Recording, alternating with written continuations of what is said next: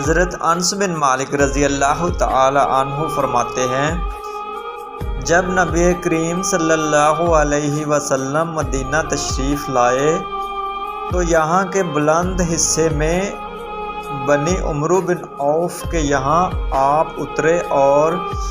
یہاں 24 راتیں قیام فرمایا۔ پھر آپ صلی اللہ علیہ وسلم نے بنو نجار کو بلا بھیجا تو وہ لوگ تلواریں لٹکائے ہوئے آئے۔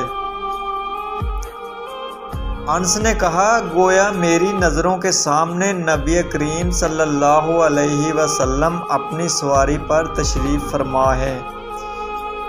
جبکہ ابو بکر صدیق رضی اللہ تعالی عنہ آپ صلی اللہ علیہ وسلم کے پیچھے بیٹھے ہوئے ہیں، اور بنو نجار کے لوگ آپ صلی اللہ علیہ وسلم کے چاروں طرف ہیں، یہاں تک کہ آپ صلی اللہ علیہ وسلم ابو ایوب کے گھر کے سامنے اترے، اور آپ صلی اللہ علیہ وسلم یہ پسند کرتے تھے کہ جہاں بھی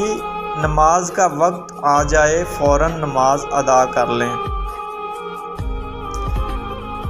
آپ بکریوں کے باڑوں میں بھی نماز پڑھ لیتے تھے۔ پھر آپ نے یہاں مسجد بنانے کے لیے حکم فرمایا، چنانچہ بنو نجار کے لوگوں کو آپ صلی اللہ علیہ وسلم نے بلوا کر فرمایا کہ اے بنو نجار، تم اپنے اس باغ کی قیمت مجھ سے لے لو۔ انہوں نے جواب دیا، نہیں یا رسول اللہ، اس کی قیمت ہم صرف اللہ سے مانگتے ہیں۔ انس رضی اللہ تعالی عنہ نے بیان کیا کہ میں جیسا کہ تمہیں بتا رہا تھا یہاں مشرکین کی قبریں تھیں۔ اس باغ میں ایک ویران جگہ تھی اور کچھ کھجور کے درخت بھی تھے۔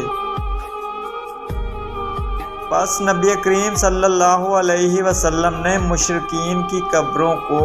اکھڑوا دیا، ویرانہ کو صاف اور برابر کرایا اور درختوں کو کٹوا کر ان کی لکڑیوں کو مسجد کے قبلہ کی جانب بچھا دیا اور پتھروں کے ذریعے انہیں مضبوط بنا دیا۔ صحابہ پتھر اٹھاتے ہوئے رجز پڑھتے تھے اور نبی کریم صلی اللہ علیہ وسلم بھی ان کے ساتھ تھے اور یہ کہہ رہے تھے کہ اے اللہ، آخرت کے فائدہ کے علاوہ